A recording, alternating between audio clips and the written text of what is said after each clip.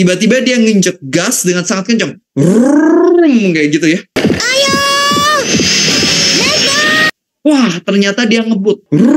Nah, singkat cerita teman-teman, ketika belokan, mobilnya nggak belok. Mobilnya lurus, teman-teman. Nggak belok sama sekali, lurus, teman-teman. Lompat mobilnya. Shoo, kayak gitu. Wah, di sana, teman-teman. Ketika mobilnya lompat, itu anggapnya udah di depan saya tuh kayak semak-semak jebret, jebret, jebret, jebret, jebret. Nanas.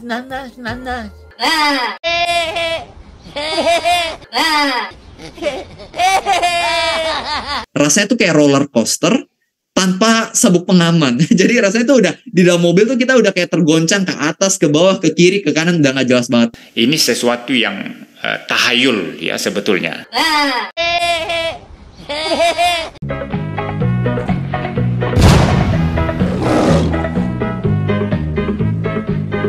Assalamualaikum warahmatullahi wabarakatuh, sahabat semuanya. Jumpa lagi kita ya. Alhamdulillah.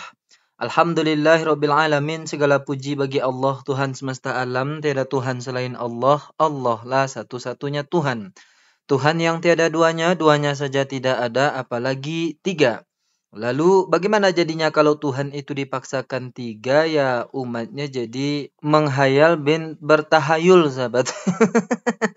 Menghayal dan tahayul hampir-hampir sama gitu ya. Jadi kali ini kita akan membahas video tahayul ya, awas tahayul dari si MYM, yaitu pendeta melapor ya melapor. Saya harus bilang namanya melapor ya sahabat.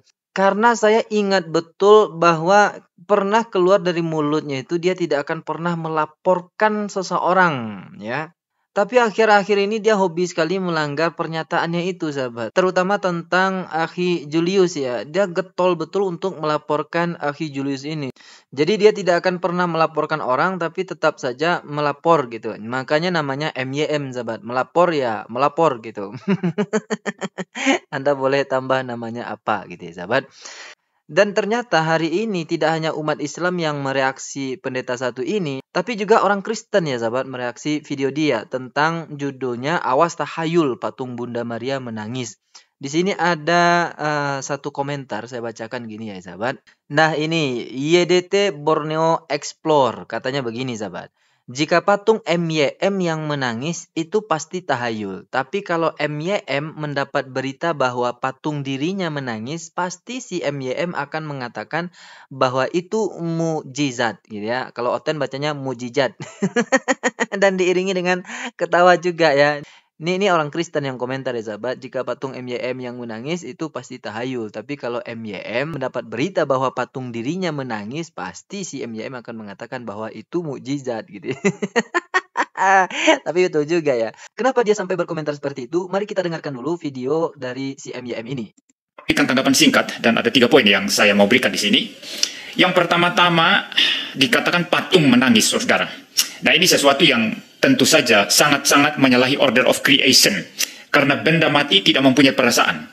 Benda mati tidak mempunyai perasaan takut, perasaan malu, perasaan sedih, ya, lalu nangis, dan lain sebagainya, saudara. Mereka juga tidak punya pikiran, ya. Maksud saya benda-benda mati seperti patung, seperti batu, seperti kayu, ya. Kayu mati, ya. Itu tidak mempunyai jiwa, tidak mempunyai pikiran, tidak mempunyai reason atau logik, ya. Juga tidak mempunyai aspek moral untuk membedakan baik dan jahat. Maka saudara kalau dikatakan patung itu menangis, ini sesuatu yang tahayul ya sebetulnya. Ini tahayul saudara ya. Oke, patung Bunda Maria yang menangis yang viral itu sahabat, itu adalah tahayul. Kata si pendeta ini ya, yang di komentar itu adalah patung Bunda Maria, sahabat. Di mana patung Bunda Maria ini sangat dihormati oleh orang Kristen, terutama Katolik ya. Mungkin saja yang berkomentar tadi itu adalah Katolik, sahabat. Dan masih banyak ya komentar miring kalau kita baca semuanya di sini terhadap video si MYM ini, sahabat. Jadi saya pikir betul juga ya. Betul juga apa yang disampaikan oleh komentator tadi atau netizen tadi. Kalau patung Bunda Maria yang menangis dikatakan tahayul. Tapi kalau misalnya patung MYM ini yang menangis, nah itu dikatakan mukjizat. Sama seperti video ini sahabat ya. Video geger. Nah, geger lagi otaknya sahabat. Ini memang channel saudaranya si Pincopi ya. Saya jadi rindu pula untuk menyebut nama Ancop Papincopi ya sahabat. Ya mari kita doakan saja mudah-mudahan dia tenang di alam sana. Alam sana ya, belum meninggal tapi alamnya ada beda dengan kita. Nah sahabat, The Miracle of Life ini dia sering membuat judul geger. Judulnya geger, mobilnya terbang. Pikiran Bro Revi, matilah saya di sini, habislah kita semua. Ini memang judul-judul koplak ya sahabat. Jadi apa yang membuat geger itu ternyata mobilnya terbang. Dan ini bukan tahayul nih. Ya, Oten menyebutnya ini bukan tahayul. Ini adalah mukjizat ya sahabat.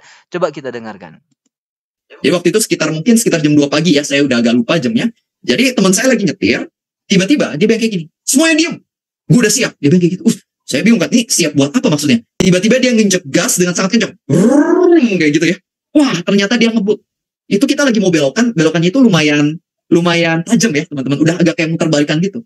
Tapi waktu itu dia ngebut, gitu ya. Nah di sana saya masih tenang. Karena saya pikir, ini teman saya nyetir kan anak yang dalam tanda kutip agak bandel. Saya pikir kayaknya anak mobil nih dulu gitu ya. Jadi saya pikir kayaknya jago ngedrift nih gitu. Jadi saya pikir ya udah nggak apa-apa gitu ya. Saya diam aja gitu. Nah singkat cerita teman-teman, ketika belokan, mobilnya nggak belok. Mobilnya lurus teman-teman. Nggak belok sama sekali, lurus teman-teman, lompat mobilnya. Kayak gitu ya.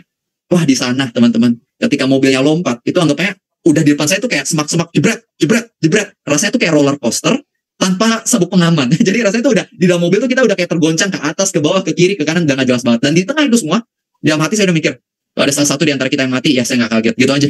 Saya pikir kayaknya hidup saya habis di sini. Saya pikir kayak gitu. Singkat cerita teman-teman, setelah goncangan-goncangan, saya gak tahu apa yang terjadi, akhirnya mobilnya landing, mendarat, jebret gitu ya. Setelah kita mendarat, kita cek kiri kanan satu sama lain, puji Tuhan, gak ada yang meninggal dunia, paling lecet biru dikit-dikit. Oke, ternyata komentator jebret pindah ke The Miracle of Life ya sahabat. Saya kira komentator jebret itu udah pensiun, ternyata pindah ke sini. Tapi kalau komentator bola jebret itu kan untuk membangkitkan semangat. Kalau ini untuk membangkitkan birahi, bukan ya. Ini untuk membangkitkan dunia imajinasi kita, sahabat. Dan saya curiga ya, orang ini atau Revi Halim ini mungkin dulunya dia adalah pecinta Tamiya, sahabat. Ada yang tahu ya kartun Tamiya itu ya.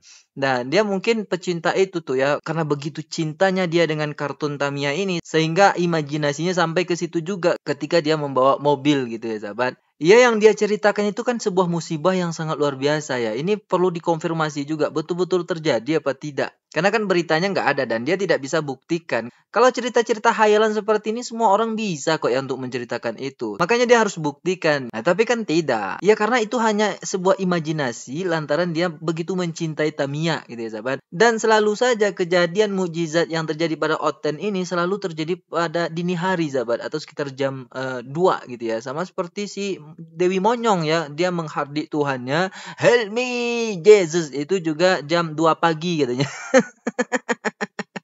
Dan bagi pecinta togel boleh dicatat ya angka 2 itu. Astagfirullah.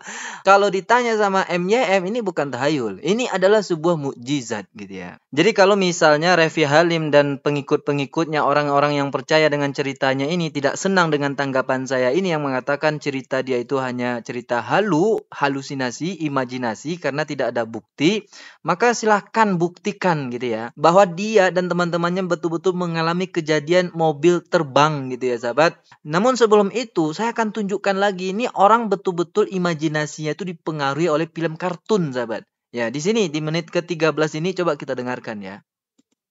Dia bilang, "Gila bro, nggak bohong. Ini panggilan lu bro. Lu harus balikin gue ke jalan yang benar suatu hari nanti. Lu tuh udah kayak Naruto, gue kayak Sasuke. Balikin gue ke Konoha." Dia bilang kayak gitu. Omae wa mou shindeiru. Nanas. Saya bilang tadi. Ini adalah pecandu kartun, sahabat. Kalau tadi mobil terbang itu imajinasinya berasal dari film kartun Tamiya, nah kali ini dia akui bahwa dia ini adalah seorang Naruto. Temannya itu Sasuke gitu. Untuk membawa umatnya ke jalan Konoha gitu. Astagfirullahaladzim. Oke lah sahabat semuanya. Mungkin itu saja yang dapat saya sampaikan tentang video Tahayul bin Menghayal ini. Sampai jumpa di video Menghayal bin Tahayul berikutnya. Assalamualaikum warahmatullahi wabarakatuh. Tiba-tiba dia nginjek gas dengan sangat kencang. Kayak gitu ya.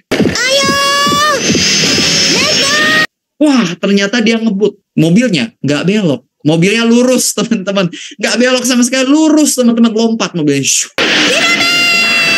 Wah, di sana, teman-teman. Ketika mobilnya lompat, itu anggapnya udah di depan saya tuh kayak semak-semak jebret, jebret, jebret, jebret, jebret. Nanas.